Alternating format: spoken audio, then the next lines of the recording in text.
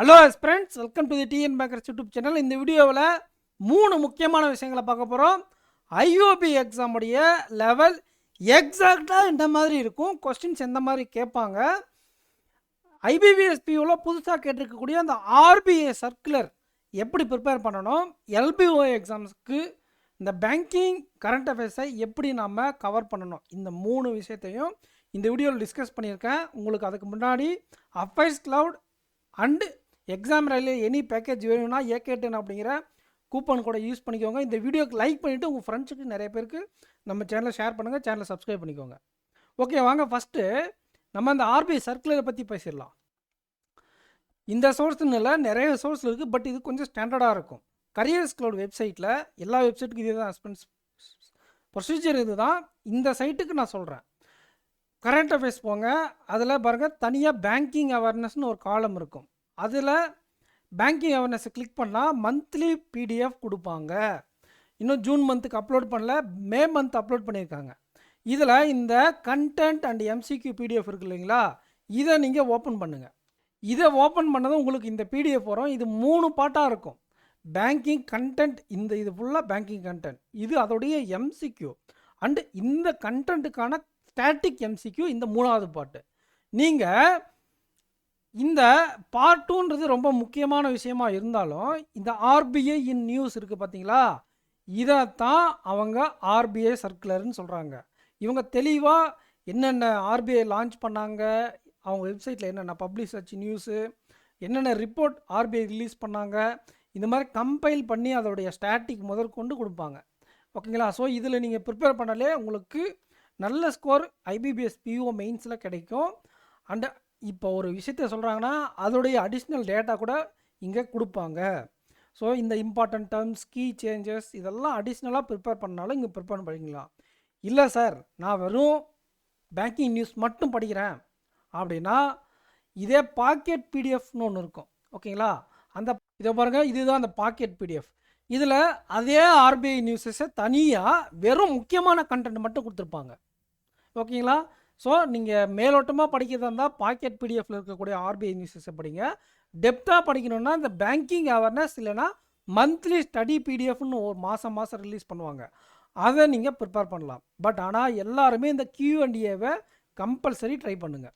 அடுத்து Indian Overseas பேங்க்கோடைய எல்பிஓ எக்ஸாமுக்கு என்ன லெவலில் எக்ஸாக்டாக கொஷின் இருக்குன்னு பார்த்தா, இது பிஓ ப்ரிலிம்ஸை விட ஹையராகவும் மெயின்ஸை விட கம்மியாகவும் இருக்கும். உங்களுக்கு பார்க்க 2 கலந்த மாதிரி தான் இருக்கும். ஏன் அப்படின்னா, இப்போ பிஓ ப்ரிலிம்ஸ் மார்க் டெஸ்ட் நீங்கள் ஒன்று எடுக்கிறீங்க, செக்ஷனல் டெஸ்ட் எடுக்கிறீங்கன்னா அதில் இருக்கக்கூடிய பசிலோட லெவல் எக்ஸாக்டாக இந்த எக்ஸாம்பிள் இருக்கும்.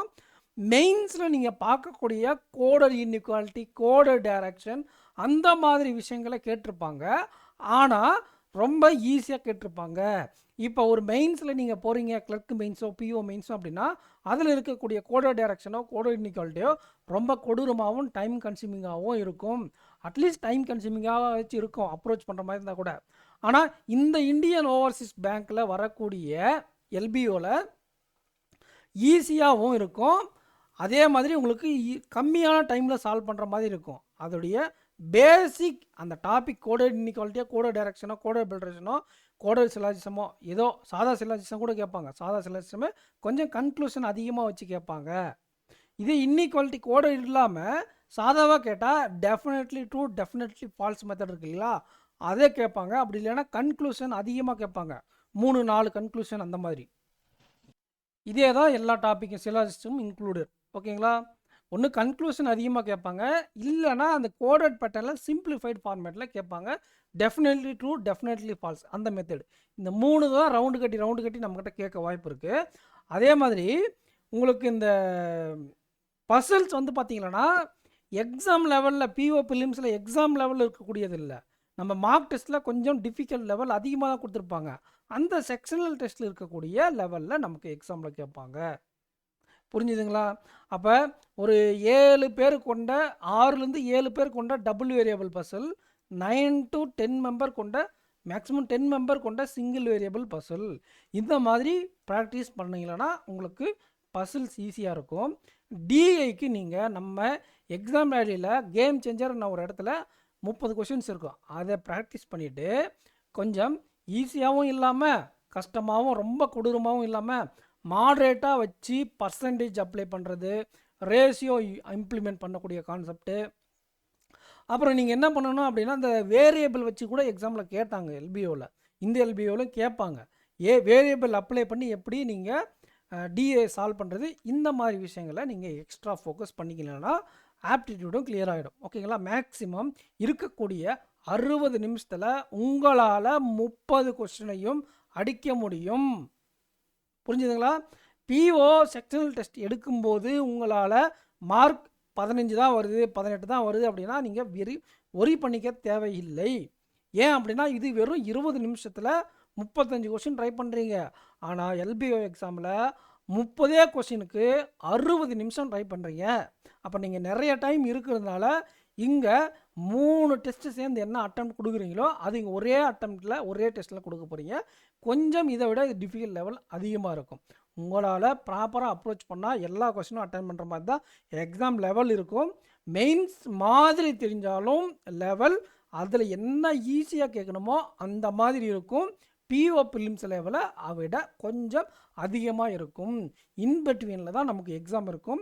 சொல்லப்போனால் ஆர்ஆர்பி கிளர்க்கு மெயின்ஸில் இருக்கக்கூடிய பசுலையும் உங்களுக்கு ஐபிபிஎஸ் கிளர்க் மெயின்ஸில் கேட்கக்கூடிய 1 மார்க் கொஸ்டின்ஸ் இருக்குது இல்லைங்களா, அதில் ஈஸியாக கேட்டால் எந்த மாதிரி இருக்குமோ அந்த மாதிரியும் கலந்த கொஸ்டின் பேப்பர் தான் இந்த எல்பிஓ. உங்களுக்கு புரிஞ்சிருக்குன்னு நினைக்கிறேன் எந்த மாதிரி நீங்கள் ப்ராக்டிஸ் பண்ணணும் அப்படின்ட்டு. எத்தனை வேரியபிள், டிஏ எந்த மாதிரி கேட்பாங்க, கோடட் இன்இக்வாலிட்டி, டைரக்ஷன் இன்இக்வாலிட்டி, சிலாஜிசமெல்லாம் எப்படி கேட்பாங்கன்றதெல்லாம் தெளிவாக உங்களுக்கு சொல்லியிருக்கேன். அதுக்கு தகுந்த மாதிரி உங்களுடைய ப்ராக்டிஸையும் நீங்கள் அப்ரோச்சையும் ப்ராக்டிஸ் பண்ணி வச்சுக்கோங்க. அடுத்து இந்த எக்ஸாமுக்கு பேங்கிங் அவேர்னஸ் நான் எப்படி சார் ப்ரிப்பேர் பண்ணுறது அப்படிங்கிற டவுட் நிறைய பேருக்கு இருக்கும். இதை பாருங்கள், இந்த பிடிஎஃப் நான் காட்டணும் இல்லைங்களா. ஏன் சொல்கிறேன்னா நிறைய பேர் ஸ்டாட்டிக் பேங்கிங்கான்னு கேட்குறீங்க. ஸ்டாட்டிக் பேங்கிங் இல்லை, இந்த பேங்கிங்கே தான். எல்லா நியூஸும் படிக்கணும். அட்லீஸ்ட் பாக்கெட் பிடிஎஃப்பில் படிச்சுட்டு வந்து இந்த இடத்துல Q&A படிங்க. இது டீட்டெயில்டாக படித்தவங்க பரவாயில்ல. இல்லை சார் நான் டீட்டெயில்டாக படிக்கல, வீக்லி கேப்சூல் தான் படிச்சிருக்குன்றவங்க பாக்கெட் பிடிஎஃப்பில் ஒன்ஸ் ரிவைஸ் பண்ணிவிட்டு வந்து இந்த எல்லா எம்சிக்யூவும் படிங்க.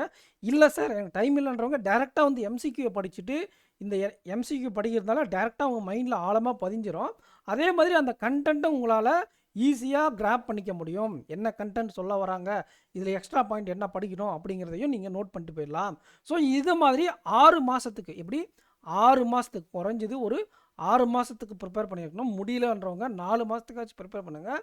2 மாதத்துக்கு வீக்லியோ மந்த்லியோ கேப்ஸில் எடுத்து பேங்கிங் அவேர்னஸை ப்ரிப்பேர் பண்ணியிருக்கேன். ஜனவரியிலேருந்து ஜூன் வரை இந்த மாதிரி மந்த்லி இருக்கக்கூடிய பேங்கிங் கண்டென்ட்டை படிச்சுட்டு அதோடைய எம்சிக்யூவை கவர் பண்ணுங்கள். இதை தான் பேங்கிங் அவேர்னஸ்ன்னு சொன்னேன். அப்புறம் இப்போ பஜாஜ் அலையன்ஸ்னால் இதோடைய ஹெட் குவார்ட்டர்ஸ் என்ன, பஜாஜ் அலையன்ஸ் இல்லைனா கூட பரவாயில்ல, இந்த மாதிரி இன்டர்நேஷ்னல் மானிட்டரி ஃபண்டுனா இதோட ஹெட் குவார்ட்டர்ஸ் என்ன, இதில் எத்தனை மெம்பர் கண்ட்ரிஸ் இருக்காங்க, அதே மாதிரி இதோடைய MD/CEO யார், இது வந்து நீங்கள் இந்த பிடிஎஃப்பில் ஸ்டார்டிங்கில் இருக்குது பாருங்கள். அந்த டீட்டெயில் கண்டென்ட்டில் தெளிவாக கொடுத்துருப்பாங்க. ஹெட் குவார்ட்டர்ஸ் எந்த வருஷம் இன்னாகரேட் பண்ணாங்கன்னு. இல்லைனா ஸ்டாட்டிக் பிடிஎஃப்னு தனியாக இருக்கும், அதை கூட நீங்கள் ப்ரிப்பேர் பண்ணிக்கலாம்.